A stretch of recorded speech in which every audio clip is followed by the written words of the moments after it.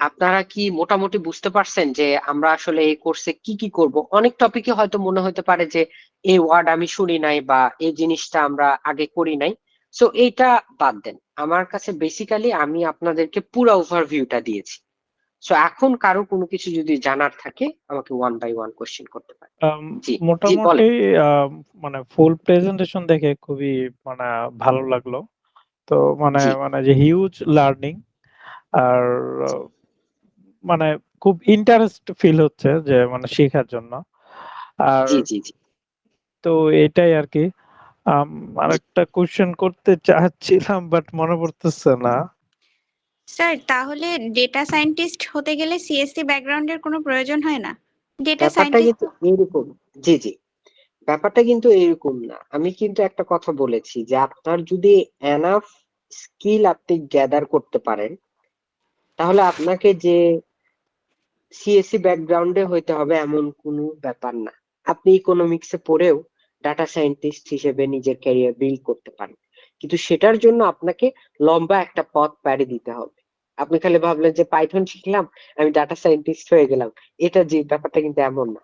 Data science হচ্ছে huge একটা sector বলা যেতে পারে। মানে স্যার আমার প্রশ্নটা হচ্ছে মানে হায়ার গ্রাজুয়েশনের ক্ষেত্রে হচ্ছে তাহলে সিএসসি ব্যাকগ্রাউন্ড না হলেই হয়, শুধু এই ল্যাঙ্গুয়েজ গুলোতে এক্সপার্ট হলেই হয়?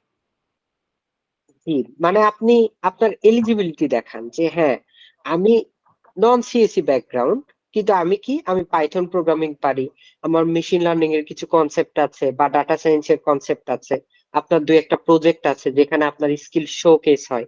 এই জিনিসটা যদি আপনি দেখাইতে পারেন, ওকে, নো প্রবলেম। তারপর আগে বলেন। থেকেই জানতাম যে স্যার হচ্ছে আপনার এই যে Python, machine learning, big data service, তারপর হচ্ছে জি এই মানে এআই জন্য হচ্ছে সিএসসি ব্যাকগ্রাউন্ডের দরকার হয় না, কিন্তু আমি এতটুকু মানে এর আগেও আমি একটা কোর্স করেছি বিগ ডেটা সার্ভিসের, জি মানে ওখানে ফুলফিল করতে পারিনি কোর্সটা একটু প্রবলেমের কারণে। তো ওখানে হচ্ছে জি ইকোনমিক্স এরও স্টুডেন্ট ছিল, তারপর জি হচ্ছে জি জি আদার মানে সাবজেক্টের স্টুডেন্টও ছিল, কিন্তু আমার এই যে জি ডেটা সায়েন্টিস্ট নিয়ে একটু নলেজটা কম। তো এই জন্য স্যার আপনাকে কোশ্চেন করছিলাম যে জি ডেটা জি, সায়েন্টিস্ট আসলে কোনো সমস্যা নেই। জি ডেটা সায়েন্টিস্ট হতে গেলে স্যার হচ্ছে সিএসসি ব্যাকগ্রাউন্ড দরকার কিনা, এই জন্য আর কি। জি জি। ওকে, কোশ্চেন করেছেন আমরা যারা নন টেক ব্যাকগ্রাউন্ড তাদের ক্যারিয়ার পাথটা কেমন হবে। আচ্ছা, এখন আমি আপনাকে হচ্ছে একটা কথা বলি যে আমার প্রিভিয়াস ব্যাচে একজন ছিলেন, উনি মানে খুবই ডেডিকেটেড একজন স্টুডেন্ট। সো উনি কিন্তু মানে সিএসসি ব্যাকগ্রাউন্ড বা টেক ব্যাকগ্রাউন্ডের না, এবং ওনার বয়স অনেক বেশি, কিন্তু উনি পাইথন মানে খুবই আগ্রহ নিয়ে শিখছেন, এবং ওনার হচ্ছে মেশিন লার্নিং, ডাটা সায়েন্স এই সেক্টর গুলোর প্রতি খুবই আগ্রহ। সো আপনারা নন টেক ব্যাকগ্রাউন্ড বা নন সিএসসি ব্যাকগ্রাউন্ড যদি এটা বলেন যে আমি তো কম্পিউটার সায়েন্সে পড়ি নাই, তাহলে আমার ফিউচারটা কেমন হবে বা ক্যারিয়ার প্ল্যানিংটা কেমন হবে। সো আমি আপনাদের একটা ইনফরমেশন দিয়ে রাখি, সেটা হচ্ছে ডাটা সায়েন্সে আপনার যে জাস্ট সিএসসি ব্যাকগ্রাউন্ড বা টেক ব্যাকগ্রাউন্ড হইলে হবে এমন না। আমি 6 মাস 1 বছর ইনভেস্ট করে আমি পুরো ডাটা সায়েন্সটা শিখলাম, আমি ভালো প্রজেক্ট করলাম, সো আমি কিন্তু ওইখানে ওই ক্যারিয়ার পাথের জন্য এলিজেবল। আমি 6 মাস 1 বছর ইনভেস্ট করে আমি পাইথন ডেভেলপমেন্ট শিখলাম, গেম ডেভেলপমেন্ট শিখলাম, আমি কিন্তু ওই গেম ডেভেলপমেন্টের জন্য এলিজেবল। একাডেমিক ডিগ্রি বা হচ্ছে টেক ব্যাকগ্রাউন্ডটা সবসময় ইম্পর্টেন্ট না। আপনারা অনেক বড় বড় কোম্পানি, আপনি কি থেকে পড়াশোনা করেছেন এটার চেয়ে বেশি ফোকাস হয় আপনি কি কাজ পারেন। সো আমরা কোন ব্যাকগ্রাউন্ডে ওইটা না চিন্তা করে আমরা পাইথনটা বা আমাদের যে লার্নিংটা, এই লার্নিংটা ঠিকঠাক করতে হবে। আপনি কি অ্যান্সার পেয়েছেন? জি, একজন হ্যান্ড রেইজ করেছেন। রেহানা, আপনি কি হ্যান্ড রেইজ করেছিলেন? জি স্যার, আমি করেছিলাম। জি জি জি, কোশ্চেন করেন, সমস্যা নেই। স্যার না, কোশ্চেনের উত্তর পেয়ে গিয়েছে, এই যে এইমাত্র উত্তর দিলেন, সমস্যা নেই। জি, ওকে ওকে, থ্যাংক ইউ। সো আর বলেন আপনাদের কি কি কোশ্চেন। ভাইয়া সাপোর্টের জন্য আপনি কখন অ্যাভেলেবল থাকেন? আপনি মেসেজ দিবেন, আমি যদি অনলাইনে থাকি ইনশাল্লাহ সবসময় পাবেন। মোট কথা বেসিক্যালি আমি যখন নোটিফিকেশন পাবো, আমি যদি ফ্রি থাকি আমি ইনস্ট্যান্ট আপনাকে রিপ্লাই করবো। আবার এমন হইতে পারে যে আমার অফিসে থাকলে হয়তো বা একটু ব্যস্ত আছি বা ক্লাসে আছি, তখন তার করতে পারবো না। তো আপনার রাতে যদি মনে হয় একটা, দুইটা, তিনটা, যখন ইচ্ছা মনে হয় আপনি মেসেজ দিয়ে রাখবেন, আমি দেখার সঙ্গে সঙ্গে রিপ্লাই পাবেন।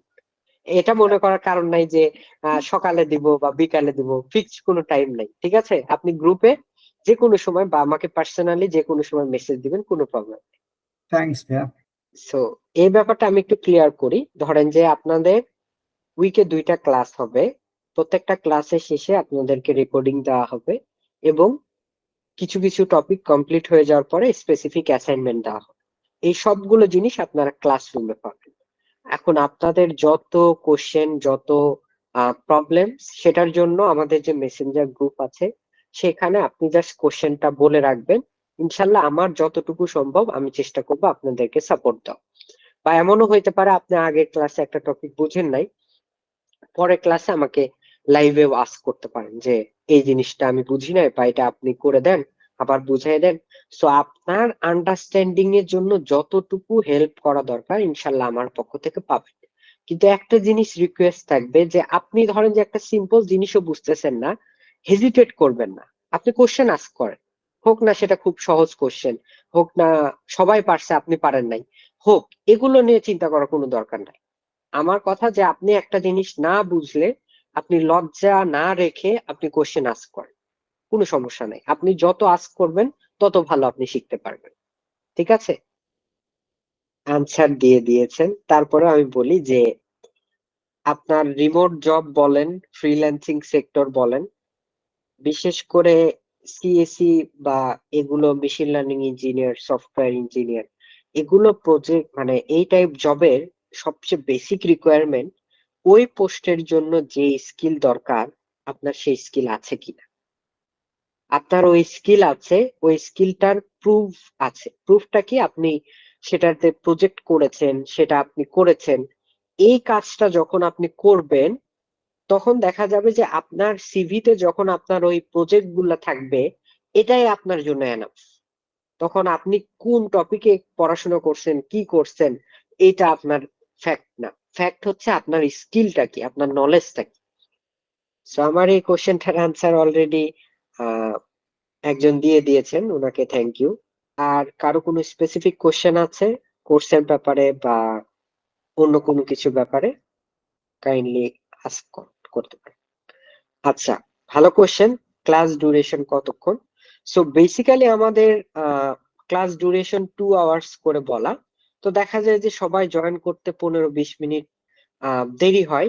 তো আমরা ধরেন যে প্রত্যেকটা ক্লাসের মূল ক্লাস হয় 1 ঘন্টা 30 মিনিট বা 1 ঘন্টা 35 মিনিট এরকম। বাকি সময়টুকু হয়তো আপনাদের সঙ্গে নানা ডিসকাশন, কথাবার্তা এরকম।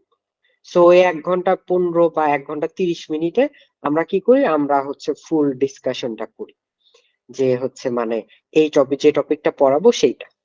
আর আরেকটা কথা আমি আগেও বলেছি যে ডিউরেশন বা ক্লাস নাম্বার, যে কতগুলো ক্লাস নিব, এই জিনিসগুলোর চেয়েও আমাদের টার্গেট হইলো যে আমরা সবগুলো মডিউল বা সবগুলো টপিক কাভার করেছি কিনা। সবগুলো টপিক কাভার করাই হচ্ছে আমাদের আসল উদ্দেশ্য। সো এতে করে যদি দেখা যায় যে আপনাদের দু একটা ক্লাস বেশি নিতে হচ্ছে বা দু একটা ক্লাস কমে হয়ে যাচ্ছে, তো তাহলে কিন্তু আমাদের লাস্ট যে টার্গেট, যে আমরা আমাদের গোলটা অ্যাচিভ করতে পারছি কিনা। সো আপনি ক্লাস, যখন কোর্সটা ইনশাল্লাহ কমপ্লিট হবে, তখন আপনি অবশ্যই বুঝতে পারবেন যে আমাদের যে টার্গেট ছিল সেটা অ্যাচিভ হয়েছে কিনা। তখন আপনি যদি মনে হয় যে আমি এই মডিউল বা এই টপিকের কথা বলেছি কিন্তু আপনাকে শিখাইনি, আপনি অবভিয়াসলি আমাকে জানাবেন। ওকে।